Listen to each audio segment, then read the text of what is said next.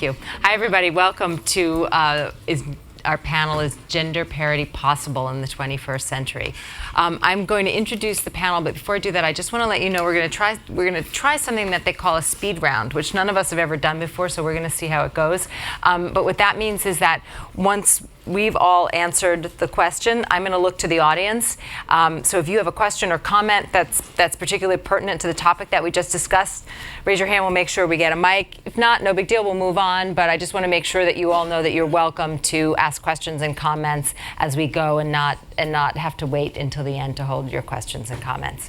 So we have a pretty extraordinary panel that we've brought in for you today. I'm going to start introducing them with Molly Ashby, is the founder and CEO of Solera Capital.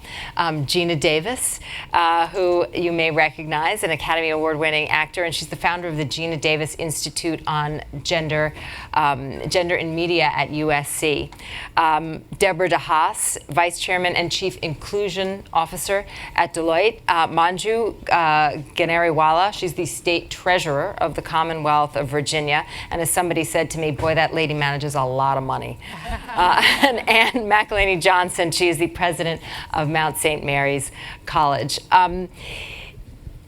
We have to admit that Gina Davis was the inspiration for this panel. I will let her tell you about the work of the Gina Davis Institute, but for those of us in the media and entertainment business, she is our go-to resource for issues on gender balance and gender parity, and she works very closely with content creators on issues of inclusion. So on that note, Gina, I'll let you tell us a little bit about your work and how you inspired us to have this panel. Thank you, Willow, and thanks for all of you being here. Boy, a full house, thank you. So in my career, I've been fortunate enough to play some roles that resonated with women, let's say, like in a road warrior or a baseball phenomenon or the president of the United States. So, so I developed a sort of unique perspective on the way women are portrayed in the media. You know, fully realizing that there seem to be far fewer parts for women than men, but this will be fixed and I'll be the one to do it, and you know, but as time went on, I saw how intractable the problem was. The thing I didn't notice was, until I had a daughter, when she was 2 years old and I started watching you know, G-rated videos and little kid stuff with her, I was floored to notice, because now I had this spidey sense that there seemed to be far fewer female characters than male characters in what little kids were seeing. And I thought, wow, you know, in the 21st century, surely we should be showing boys and girls sharing the sandbox equally. It just didn't make any sense to me that we would introduce them to an imbalanced world so early. So I decided that I was going to mention it, and I didn't intend to make it my life's work at that time, but I just mentioned it if I had a meeting at a studio or with a producer or somebody. I say, have you ever noticed how few female characters there are in G-rated movies? And to a person, they said, oh, no, that's been fixed.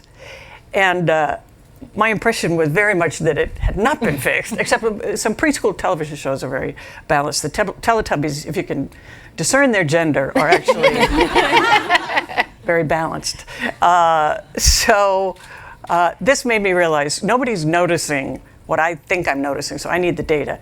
And so I started my institute, and we've now sponsored the largest amount of research ever done on gender depictions in television and movies, mostly focusing on family fare. And the results were very disturbing. For every one male character, this is in films, in family films, for every 3 male characters, there's 1 female character. And if you look at only crowd scenes, only 17% of crowd scenes in movies are female, in both animated and live action, 17%. It's almost like you would have to go out of your way to leave out that many women, it seems. Also, there were women were missing from big occupational sectors. In fact, in family films, 81% of the characters who had jobs were men. male characters held 81% of the jobs. And if you looked at specific categories like STEM, for instance, the ratio was 15-1. So what we do with this research is go directly to, because I'm in the industry, we go directly to the creators of media, the studios, the networks. We go to the guilds, Writers Guild, Directors Guild, and present our findings. The good news is they're shocked. They're absolutely shocked. They really sincerely believed they were addressing the problem of gender parity by creating female characters that were strong and smart and powerful and brave, and then not thinking about the world that's being created, that the fictitious worlds that were being created were bereft of female presence. And we know that media images are incredibly powerful. They can be just as powerful in a positive direction as a negative direction. In fact, if girls see female characters engaged in unstereotyped activities, they're much more likely to pursue a non-traditional career when they grow up. As we say, if they see it, they can be it. And you have a clip that you're going to show us. And I knew that. We have a little PSA that we wanted to show you about our work.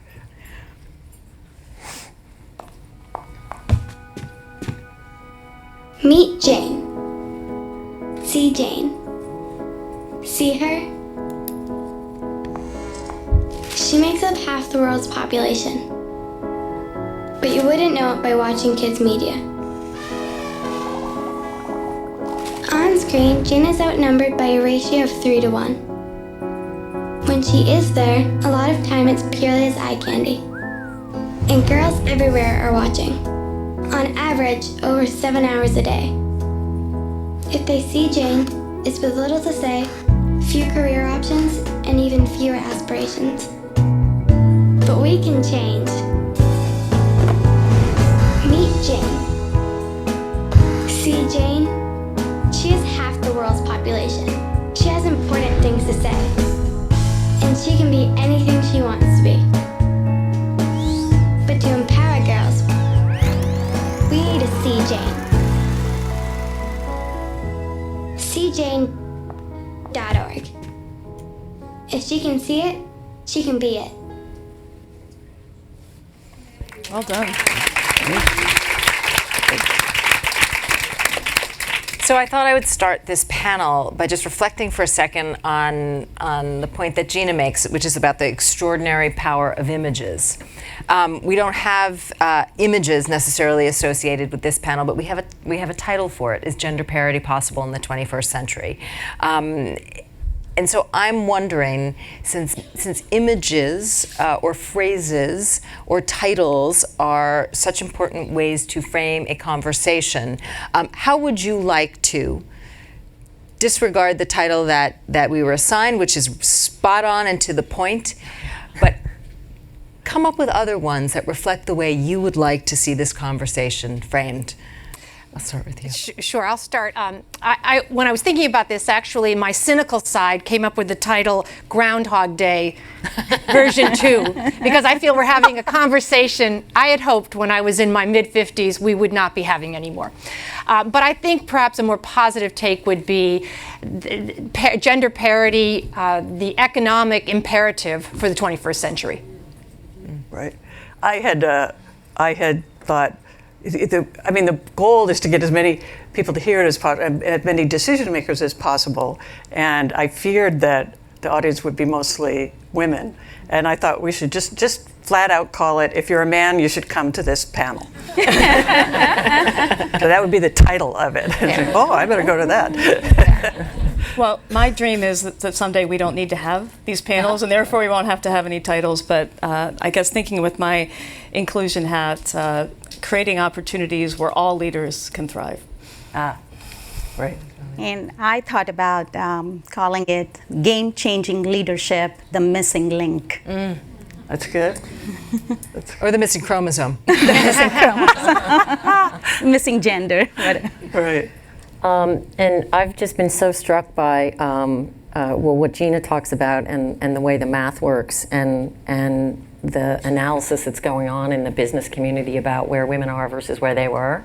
And I think just a really brutal self-examination of where we are will catalyze us all to action, because I think we're at a great inflection point to pull that off. So I thought of, it's a little cynical sounding maybe, but similar to yours, but the last 10 years, let's not do that again. I like that. Okay. So let's then look to the future and dream big and lay the goal out there for us, which is, what does gender parity, truly equal representation of women, look like to each of you through your own specific personal and professional and view of the world lens? Anybody? I'll jump in. I'll go with education to start, and then, because so much comes from education, quite honestly. I think we have a slide up, well, I guess it's not showing, but if we go, there's a slide that we have that shows that women right now are receiving more higher ed degrees than men. And if we go to slide 10, what's interesting, more women are getting their bachelor degree and their master's degree than men. But if you go to slide 10, it's interesting that more men are getting their doctoral degree than women, and since there are more eligible candidates who are female at that level, it becomes surprising that the trend switches. And if you go to the next slide, 11, you'll see in the STEM areas, which are the fastest growing areas and the highest paying jobs, we have fewer women going into those in gross comparison to men, and the number is pretty striking. So for me, parity is that in education, we'll be educating women and men both at about equal representation in all fields and across all degrees, so that they're ready in equal numbers to go into leadership positions. And I also would add that I share and I espouse to Hillary Clinton's view. She has a 50-50 vision, and the vision is that in the year 2050, that 50% of all elected and civic leadership positions globally will be held by women. And I think that that will be parity.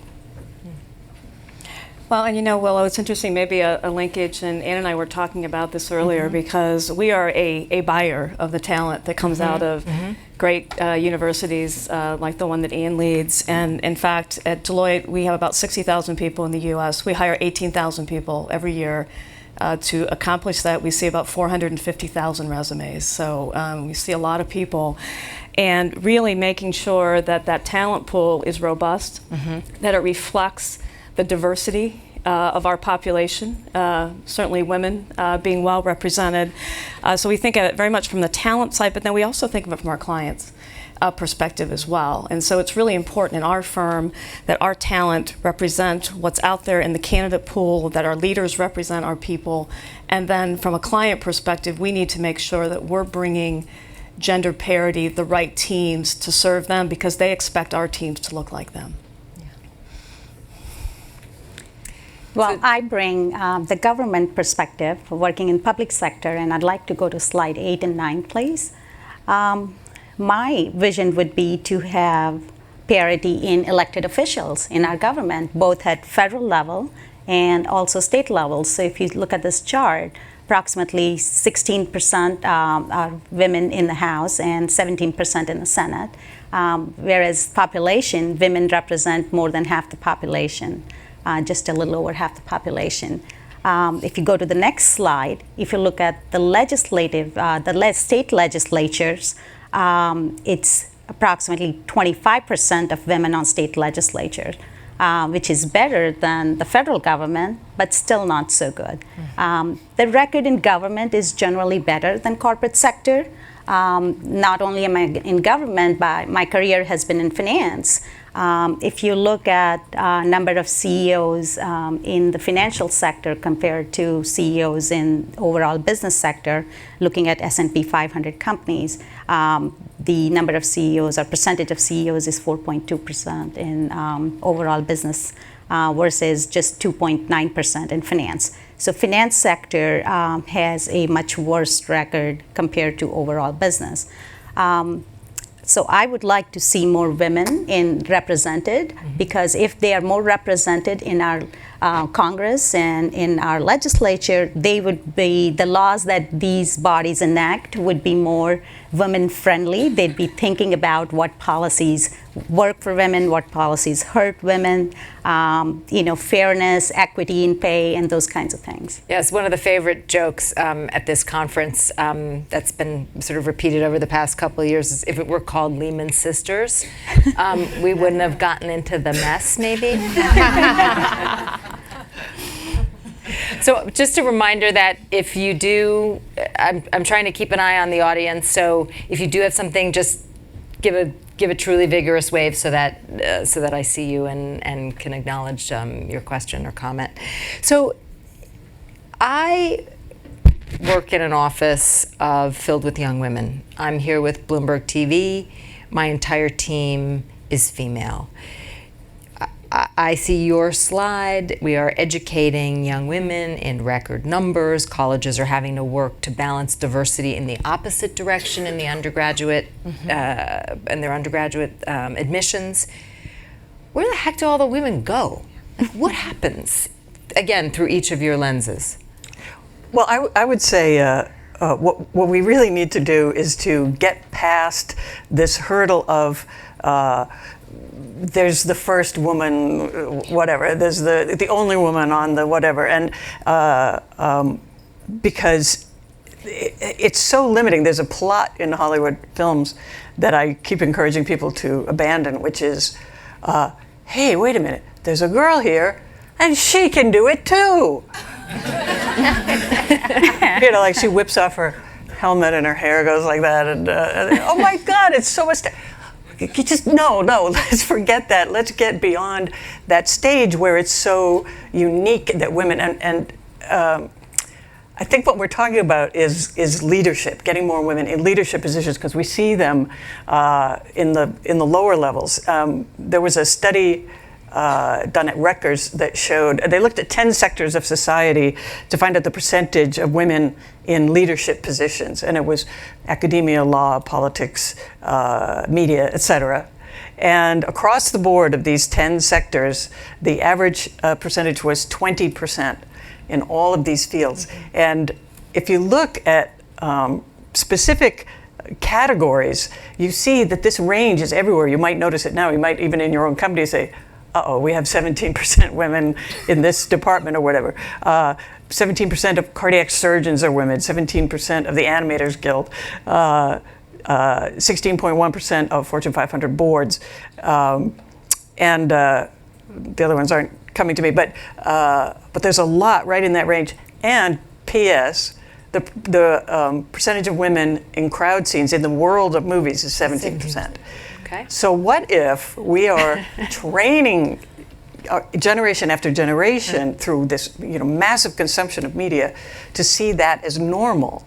That's the normal ratio. So when you get there, you feel, like we're done. We've done it, because a lot of times people say, but we have women. And then it turns out it's only 17 or 20%. So in order to get to 50%. We just have to crack that 17% barrier, and then we'll have exponential acceleration after that. That's my theory. Yeah. I think women are going to go where they think they have the best opportunities and where they're valued. And it's interesting, at Deloitte, we started our women's initiative actually 20 years ago this year. And we've been hiring women in large numbers, even more than 20 years ago, 50% of our hires were women. And we were losing women in a much higher percentage than men. And our theory was, women must be leaving us because they're no longer going to be in the workforce. But we actually brought in catalysts, we did some research, and we found no, women weren't leaving the workforce, they were just leaving us because they didn't think they could be successful working for us. And that was a big aha, and it really was a business imperative, because if half your talent pool is leaving any much higher percentage, that's a real issue for your business. So we took on this effort, but on a very successful journey. One of the things we actually track is gender turnover, and we look for gaps between men and women. And we have now virtually eliminated that gap. In some respects, it's actually swung a little bit more in the other direction. And so I think women are going to be where they think they're valued, where they can truly thrive and be successful. And I think the imperative for organizations like us, we're all about talent and people, is we want to be a destination for that talent. And given the changing demographics that Ann talked about, if you aren't a place where women want to be, I think it's going to be very hard long term to be very successful. Yeah, right. I agree. I agree very much with your thoughts, and I guess a couple of things really struck me as I was thinking about today. And so I started a private equity firm that has women focus. We have a lot of women within the organization 10 years ago. And when I started it, I remember really clearly thinking, I better go really fast to build out our leadership position because it's such a good model. And it's so astute with all the rise in women, and that there's going to be zillions of us out there in 10 years. And so 10 years later, I find myself virtually alone still. And so it's been instructive, and it's been, I always think it's really good to force yourself to look hard at the data and say, what's up with that? What is going on? Mm-hmm. So I had one interesting thought I had was just so disappointment, because we're all to blame. We're all accountable for there not being that much more progress, like flatlining at 14 or 17% or 3%. We all are. And I think it's business, it's society, it's women, it's men, it's all of us need to look at that and say, okay, that's just really disappointing. But let's get over that, and let's look at maybe today's the dawn of a new day. Because what you have today that you didn't have 10 years ago is you have complete consensus, or virtually complete, that diversity in your companies, in your organizations is super additive. There's all kinds of studies, there's analysis, there's some that even say with women leadership it's better. But don't even count that. Just say that net, it's widely accepted that it's additive. You didn't have that 10 years ago. You still had people saying, really, does it? I'm not sure, I wonder. So clear consensus that that's really important. Then, the second piece is you're staring at the math that says whatever we were doing the last 10 years, as hard as we tried and as earnestly as we were working at it, it didn't work because the math didn't move. So just call it like it is, right? It didn't work. So we need something different. We need something new. And then you have, I think, this really cool thing, which is the millennials and this rise in this next generation that is not going to accept an unfair environment. It's exactly why Deloitte is so smart, the way you're figuring out how to draw people in and looking at creating a work environment. They want it to be fair, they want it to be open, they want it to be inclusive. And so that means, yes, women, it means everybody. Exactly. But they're going to start to call BS on companies that really don't work like that. And the interesting thing is, the last piece that's really interesting, I think, is in this economy, who can possibly think back to any old dated model that you could have one wage earner for the whole family and feel really good about that wage earner needs only to be the male, right? With this economy has shaken us all to the core, I think. And so it's created, more men are staying at home to take care of kids, more women out earn husbands. So all those forces together, when did we have those four together? Never in my lifetime. They're all sitting right in front of us. It's a really cool moment, I think, to step back and say, that's good. Let's get disappointed about what happened, but those are a powerful new force. And now let's just figure out how to be modern and good and take a new approach and make those changes. So do you really think the millennials, as you say, are going to call BS on that or are they just going to go somewhere else? Are they just going to create an alternate path because they do it with their wallet. They do it with where they want to work. They will do it in all of those venues. They absolutely will do that. I think we're going to... Oh, there's a question. Yes. You want to get that one? Yes. I'm sorry, you're sitting to my right and I missed you. I hope you haven't been waving for a really long time. Oh. They're bringing you a mic, but we can hear you. You can start and they'll bring the mic. I love that whole scene that you painted for me and all these factors we have for the first time. And I think maybe the piece that's missing is the storytelling to bring the factors together. So how can we start telling stories to younger women, focusing on older women having been successful in not flat... Okay, help me finish this. Do you understand what I'm saying? You want to change the narrative. So how do we change the narrative and weave in, not just have it be modern language around the old path, but modern language around these four ingredients or whatever the other factors are that mean that we are going to chart a new path forward to accelerate our progress. Taking the path and making the narrative. So not to talk in numbers, but to talk in story, because stories really get us where we live. Stories do. The one thing I would say is that I do feel like I had a wealth of awesome stories the last decade.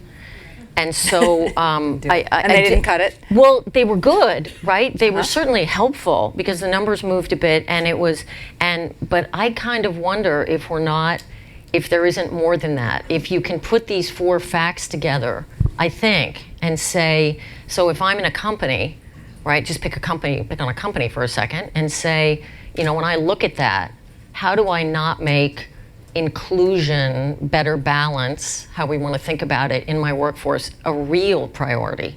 How do I not do that based on these 4 things? And then I think you buttress it with all the networking and the stories and the role models and all these things that we talk about, because those are needed very much at the human level.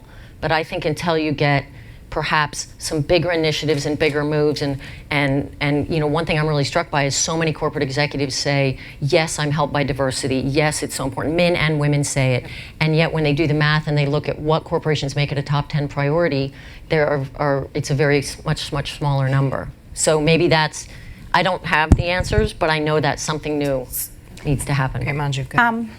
Well, all that is good, but all this information's been out there, this data, this statistics, so why is it not happening? Why aren't there more companies like Deloitte that are making it a priority? And I think what needs to happen is, again, in government, why do we have a better record, not where we need to be, but at least a better record than corporate America, is because in government there is accountability and there's transparency. So when you run for a statewide elected office and the governor runs for office, when he's going to form his cabinet, the people are watching, the citizens of that state are watching. Who's going to appoint? Did he appoint enough women? Did he appoint enough Hispanics? Did he have enough black representation?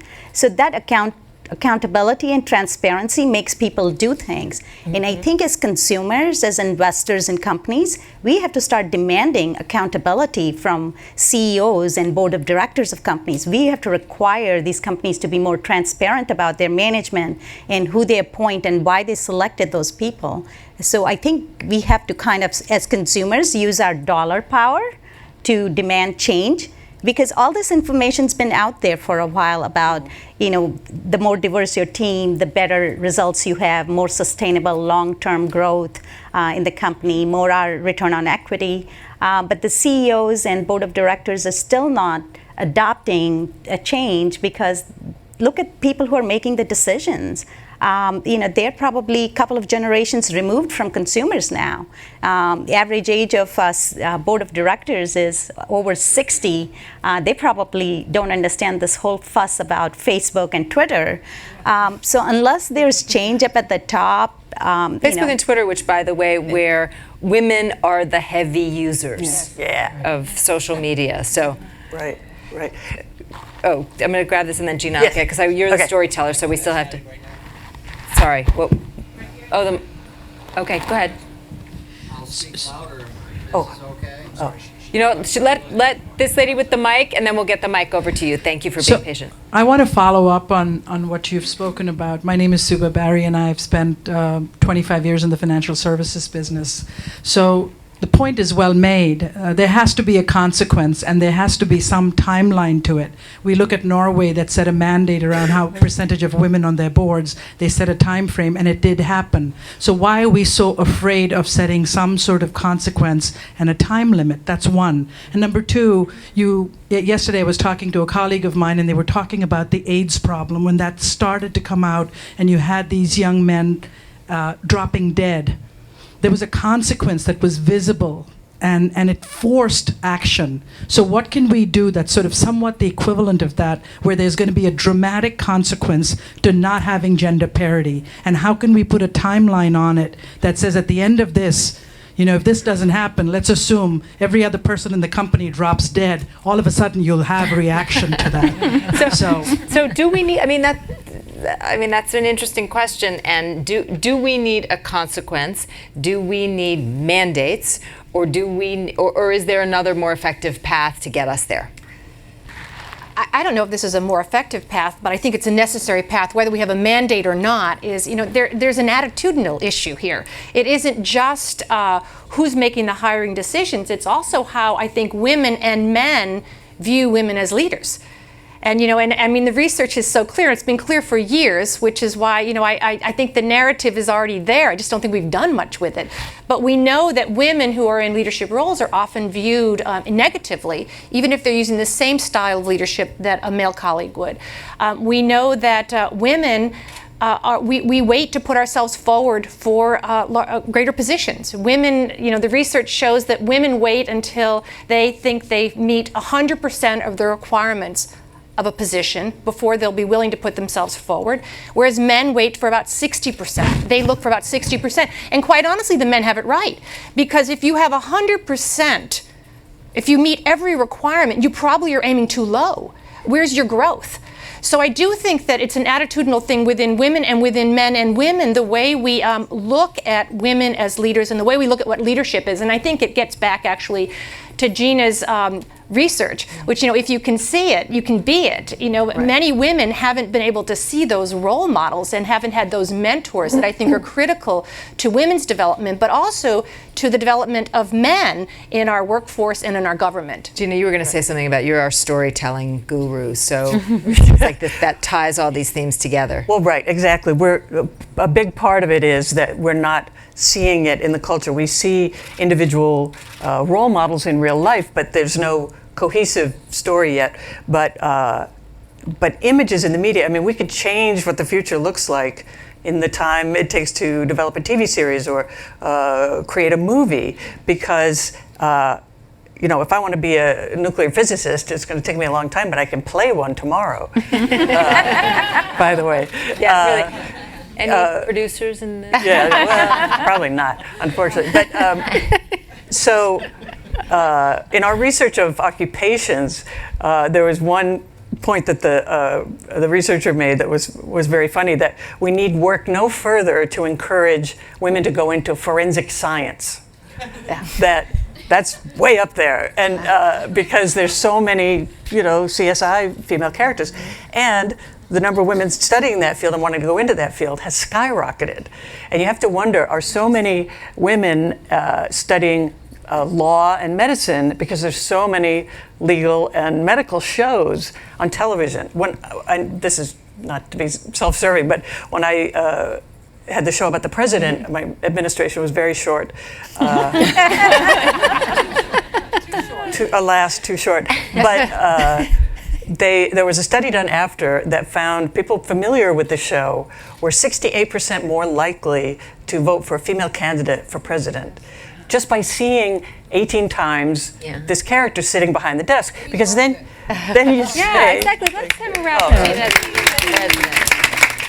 up. But the point being, that looks normal. Now I'm used to it. So if we saw boards in movies that were half female, I mean, forget about reflecting reality for just do it.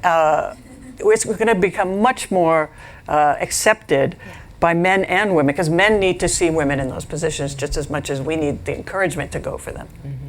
Well, and I think when you get to that point, when you have a truly diverse board, or where you really are, Molly, to your point, I agree. I think we have come to a bit of a tipping point right now where all these things are coming together. And I think a bit of the aha moment for me was a few months ago walking down the hall at our Deloitte University, and there was this sea of people walking towards me. I was the only person going the other direction. All of our new hires who were rushing to their opening plenary session, and just the face of our new hires is so diverse, looks so different than when I started my career 30 years ago. And I think when you see that, you realize this is not an initiative, this is our talent. So you can't bifurcate these things from your talent strategies. These have to be built into who you are and what you believe. And as it relates to boards and getting more diversity, once it's there and it works and people see the value, then people don't want to step back from that. So it's that key is you got to get to that place where people can really see the value. And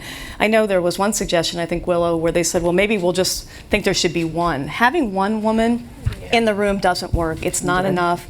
Then there's the woman in the room. They're not valued as the individual they are.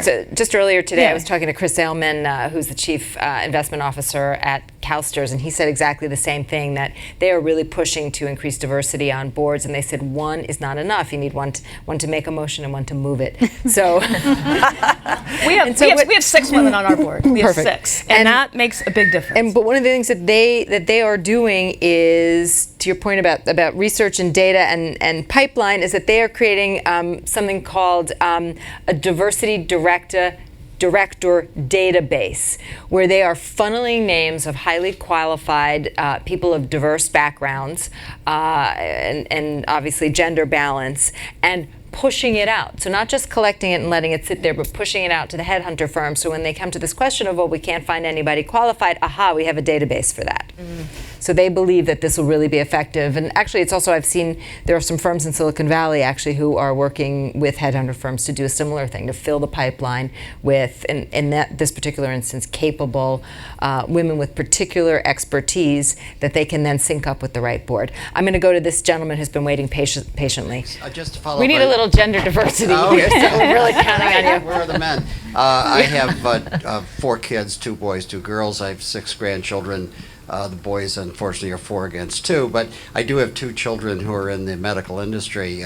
One graduated from St. Mary's and is the head nurse at UCLA Medical at the maternity ward. So for those who, and the other is teaches at Johns Hopkins Medical School. But the point I make with they say necessity is the mother of invention.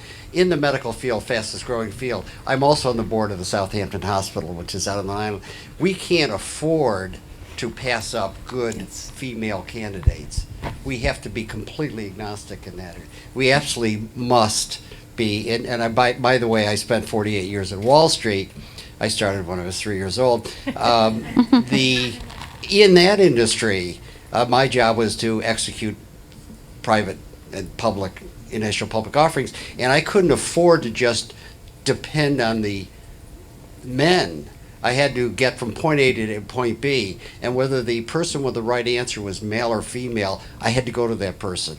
And I taught my people who came after me to think the same thing. When you're in a boardroom and you've got 7 guys and 2 women, don't ignore the women. This gal could be the next CFO. And this gal could be the largest shareholder. So I'm just saying, when necessity catches up with the needs, medical field, financial field, we cannot turn down. So I think having female doctors in your programs, not just nurses, I think is an important thing. And I think it's great what you're doing. I will say one thing to follow up on Deborah's point. We do have Deloitte, both in a private company I'm on the board of, she's listed on the stock exchange, and at the hospital, and the gals are terrific. Thank you. Good. You want? Wait, somebody. Oh, okay. Whoever has the mic, please use it. Hi, I'm Dr. Nita Rintapol from NIET. Milken Family Foundation supported our little nonprofit.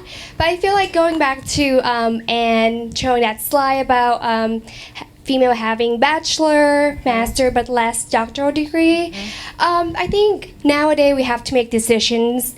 Also, we have clock ticking, so a doctorate degree take a while. So I think for a lot of us have to make the decision, are we gonna go for a high degree, or what's this the index of success? Is the index of success is having family, having babies, having a husband, or pursuing higher education, become a CEO of some company. And also, like, within this society, US, in America per se, there's a huge dichotomy between picking between brain and beauty. Those two things not they pretty much diverge. So what is your opinion about that, about picking different role? I mean, I'm sorry, I'm pretty honest about my opinion, and I just feel like being in a doctoral program and having done little small community pageants, that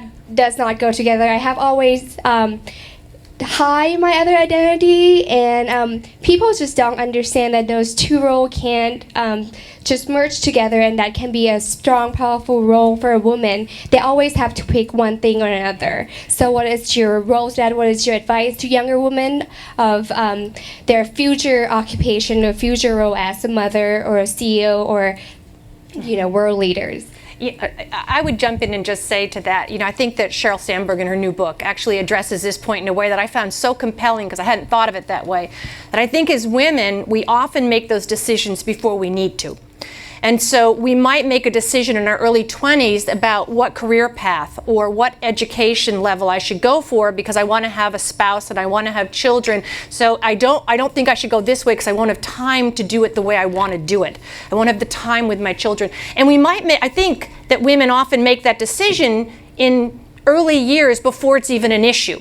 And I would argue that Sheryl Sandberg, I think, has this right, that let's not make that decision at 22, 24, because at 36 it might not be an issue. It may be that you have it figured out in a way that you can have the balance you want in your life or the fullness of your life. I also would argue, and I've heard this from some very wise women recently, and I appreciate this, across your life, balance is overrated. And that was a relief when a very wise woman said that recently, because we think we need to have balance. I don't know that we do always. We want full lives, and some months it works well, and some days it's great, and other weeks it's difficult. But I think that is a life. And so I have 3 children, and I a 30-year marriage and a wonderful career.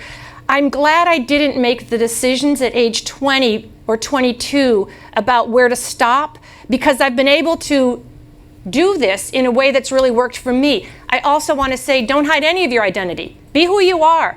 That works for all of us. Yep.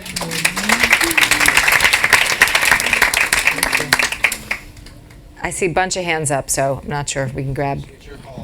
It's my call? Why don't you in the front, and the lady in the orange dress. Thanks. Hi, Kelly McElhaney. I'm a professor at UC Berkeley in the business school, and I teach women in business. And I look at the benefits of being a woman in business and what the positive business benefits are in terms of financial performance, but also social, environmental, and governance performance. But there's a little unspoken topic, is that women have to maintain their womanhood, not become men when they get into the corporate world, and so or whatever world that is very masculine. And my MBA students say, I don't want to be you. I'm an ex-banker, so I wore a necktie.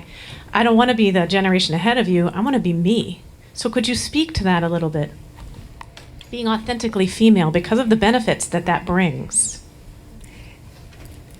Well, again, I think one of the reasons we have gone to this view around inclusion is the idea of really having a culture and an environment where everyone can be valued and successful for the unique individual that they are, and that there are opportunities to be successful irrespective of style, gender, race, ethnicity, et cetera. So we believe strongly that those organizations that are going to be most successful are those that really allow people to bring their full person, and to your point, to be the individual that they are, because that diversity of thought, experience, perspective is going to add value to the organization and to those who we serve, who in many cases are our clients or outside society.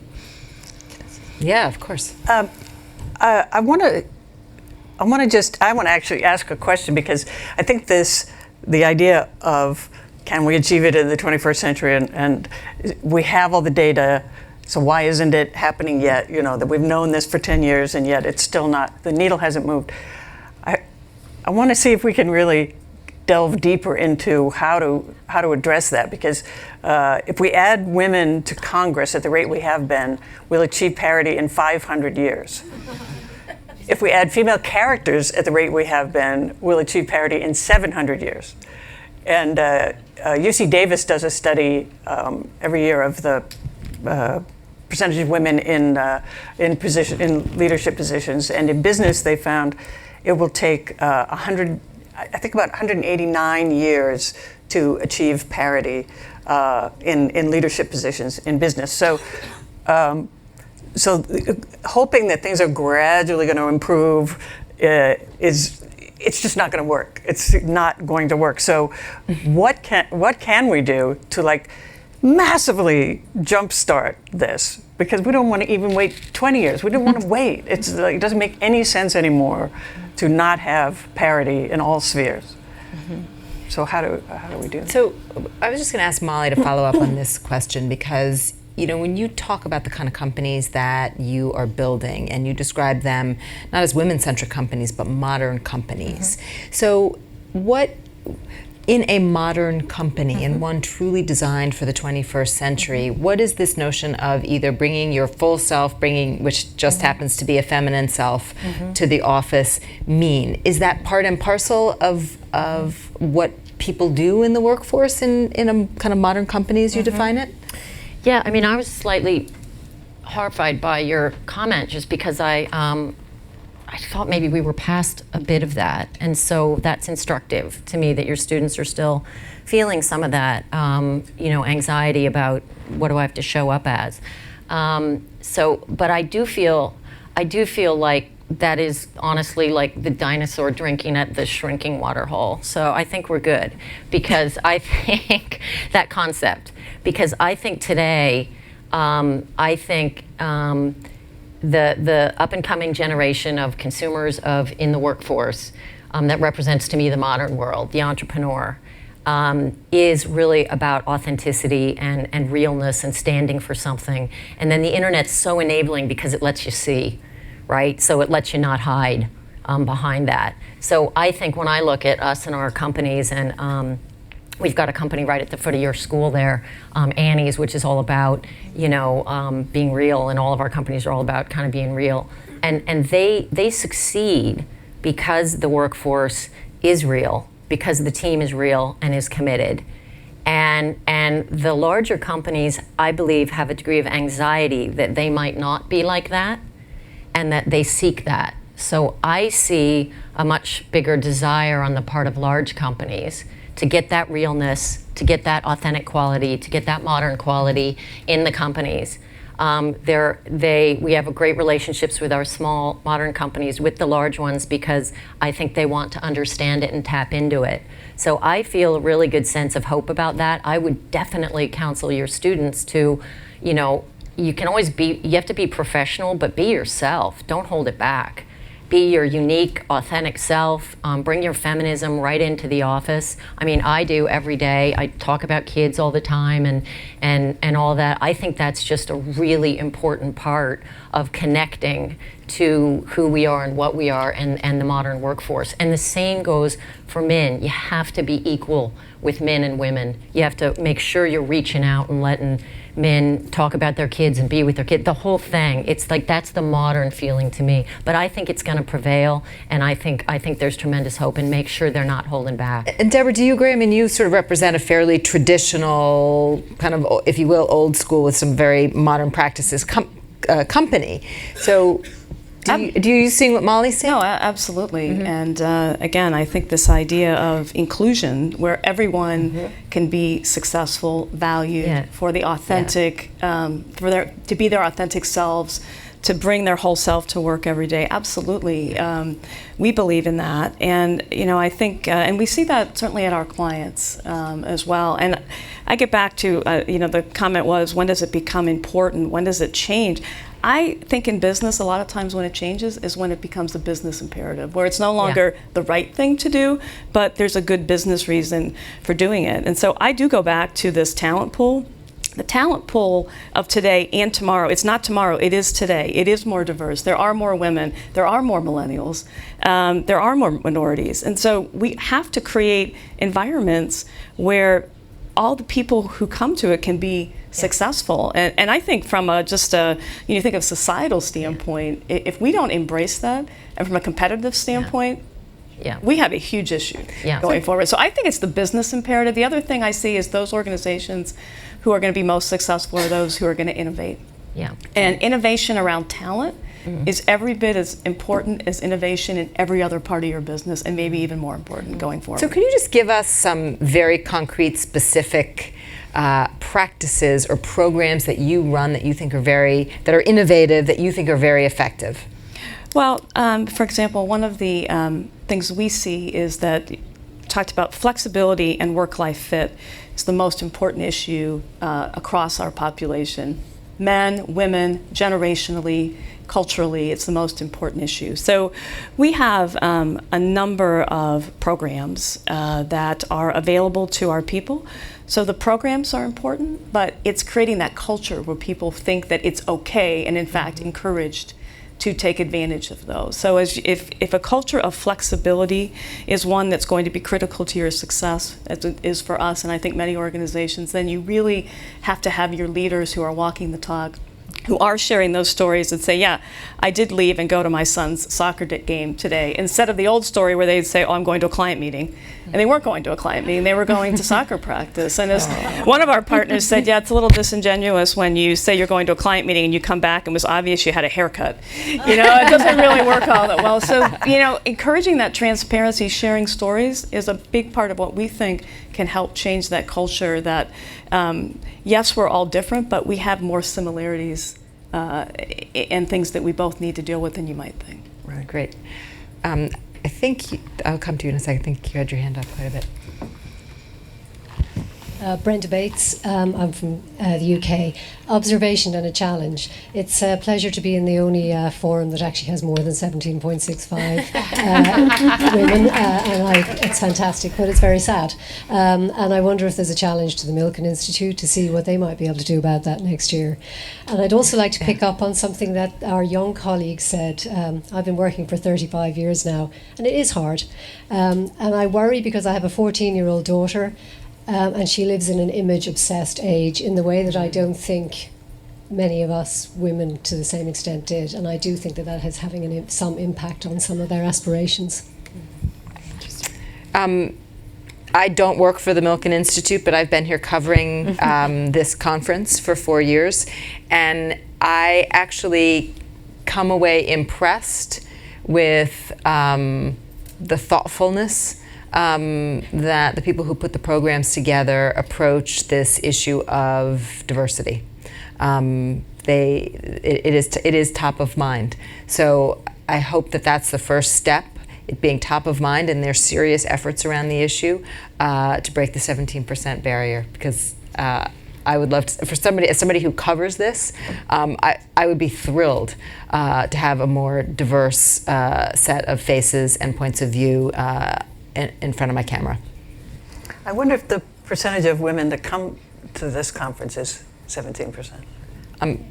Less. It's less? Yeah. Let's get it up to 17%. It's not, Nancy, am I wrong? It's over 20% that attend, and speakers 20%. Speakers a lot. 25. Yeah. 20%. Oh, 20%, okay. Oh, so Nancy, I didn't see you were there. Is there anything you want to share? No, but we've been working hard to increase participation by women in our programs as part of our research, as staff members, women in senior leadership at the Institute, and then as speakers and as participants. But I would encourage you all, I mean, we go to a lot of people. I've gone to Willow and asked her for names of people we should include.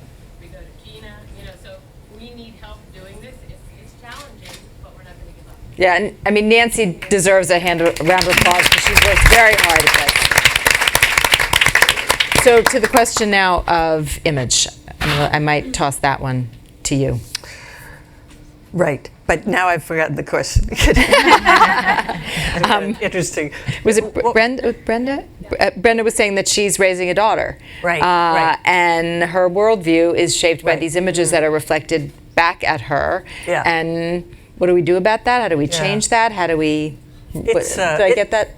I think my concern was actually, I think in some ways things are going backwards. Yeah. With respect Right. to young girls Right. and their role models. They're Right. much more obsessed by their physical appearance. Yes, this, right. That goes with that. And I think Right. when I was growing up about 100 years ago. Yeah, the hypersexualization of girls is getting worse. It definitely has become bad. In fact, there was just a study that showed that girls as young as 6 years old have learned how to sexualize themselves. And they've learned to look at themselves through the male gaze.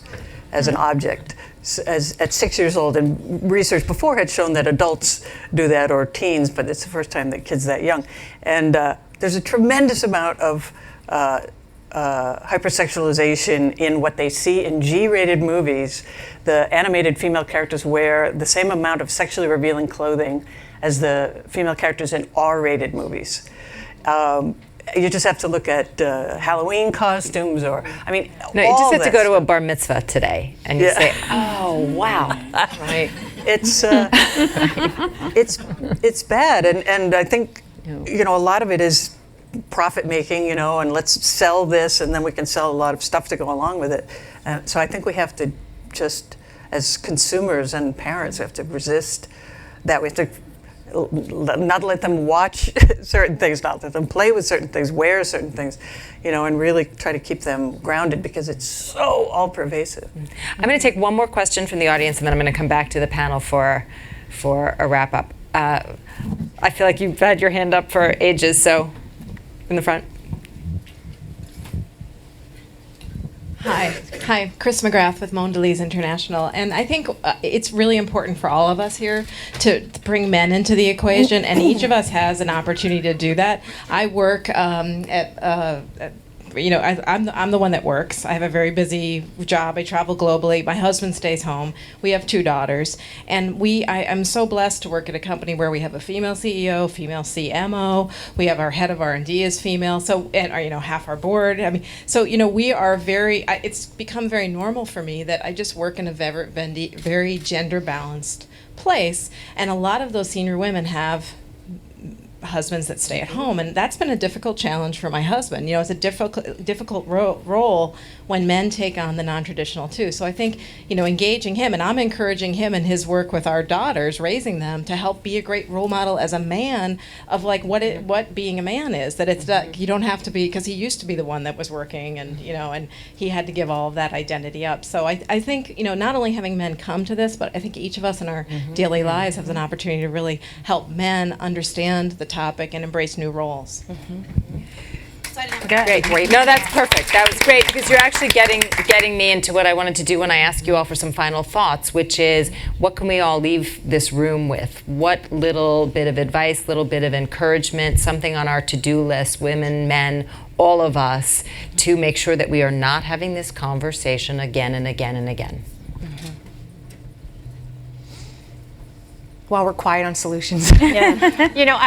I have to, from my field, of course, come from education, and I think that I think as a country and as a state and a city here in Los Angeles, being from Los Angeles, we have to invest in our education, and we have to invest in an educational system that starts with the very young, because we know that the K education is going to really decide in many ways the future and the ambitions of our young as they go through elementary, secondary school, and into higher education. I'm at a women's college, and we have, since our inception, we have our missions have always been to take those who are in the shadows. It used to be white women, and it has become increasingly a more diverse group of women, but to take those who have been underrepresented in power and to educate them. And it's no coincidence that Hillary Clinton, Madeleine Albright, Gloria Steinem are all products of women's colleges. And I think that the reason we're successful is that we focus on helping women discover their voice, bringing them to the center. And once women have their voice, they don't give it up. And I think that we have to do that we have to scale that across education, from elementary school through higher education across our country, and invest in that. My final comment would be, at our college, Mount St. Mary's, we are about 50%, over 50% first generation, 80% women of color that we educate in our undergraduate population. And that is the demographic of our city here. We are educating these women and giving them a pathway. We have learned that 2/3 of the women in California who are in poverty are women who have a high school education or less. And I really believe that education is the great equalizer. And I think as a nation and as a state, we have to do it better. But that's the pathway out of poverty. That's the pathway to a greater economic success of our country. So for me, education. You all are not required to add anything, but is there anybody who would like to add a final thought? Good, go for I'll it. do it. Everybody can. I think as parents, to add to what Anne just said, as parents, we have to make sure that from young age, we do not tell, give impressions to children, whether they're male or female, different impressions. You never hear a 2-year-old girl saying, I want to be a cop or I want to be a firefighter. It's usually, the sons or the male child that says that. It's because, they weren't born that way. That's just what they saw, the images and narratives they heard from us. So we have to be very careful as parents, not let them watch these types of media shows that put women down or their status down and make them kind of undermine their potential. From personal example, I grew up in India, was born and raised in India, grew up in a very conservative family where college education wasn't encouraged for women. In fact, it wasn't allowed. If it wasn't for my 6th grade educated mother who stood up for me against family pressures, I'm the first female to get a college degree. And then I immigrated to this country and had all this opportunity. But with the opportunity, you've got to have the passion too. You've got to want it. You cannot sit there. Nobody came to me and said, I'm going to empower you and I'd like you to have this position. I had to fight for it. I had to put myself out there and show them I could do things. I could gradually take on more responsibility. And now I'm in this political world of, representing a state and in a governor's cabinet. So again, we have to be careful as parents, and also, again, I go back to transparency and accountability. We should demand it in all sectors of businesses. Molly? So I think a great takeaway for all of us, perhaps, from the discussion is, accountability is so powerful. And I think if we ask of ourselves, where are we today, my organization, my business, my government, whatever, and where do I want to be in 5 years on this topic, and put math behind it, that's just very powerful because it makes you respond and it makes you step up and answer it. Ask it of others and ask it of yourself. I find it's a really, really good, effective tool. And I would also play off of your point, which I think is a great one. When we move forward to encourage inclusion, remember, let's be modern and do it differently, right? We want things to be different than they were, so let's be different ourselves. Don't have inclusion by using exclusion. So we can't make anybody not feel welcome and not feel valued, and create any disaffected group. There is a way to move forward and bring all this diversity into the workforce without anybody feeling like they're getting a raw deal or cut out. And I think we can pull that off. Deborah, do you have? Yeah, that's certainly my dream, and I think we will. To be successful, we'll have to be intentional to make that happen. I think it won't happen unless we are intentional. I think it is about culture. It's not about programs and other things. It really is about changing the culture so that we can create this world where everyone can thrive. And I guess, thinking big and the dream, I know the path when I started out for women was pretty narrow. If you wanted to be successful, I think we've widened that path. But I think we have a long way to go, and I really look towards a day when women can take any path they want, and there's no barriers to their success. Right. I think your idea of asking yourselves, where do we want to be in 5 years? It would be a great thing if everybody's company could be, gently challenged with that. What do you think? What's your goal for adding women for the next 5 or 10 years? Because it does have to be intentional. It has to be a decision. I ask studios to, before they start making a movie, just go through it and see, can anybody here become female? Because I'm sure they didn't think of that. They did not think of that. And if they do, they'll say, oh, this person can become female. The final thing I wanted to say was we met the a former prime minister of Finland recently, and she said she had been president, for like 16 years or something. She got a letter from a little boy who said, I'm just wondering, Madam President, will it ever be possible for a boy to become president? So this is something we made up, and we could have it turn around. We can. That is great. Yeah. Well, I'd like to thank the Global Conference for giving us the opportunity to have this conversation. And ladies, thank you very much to all of you. Thank you all. Great questions, too.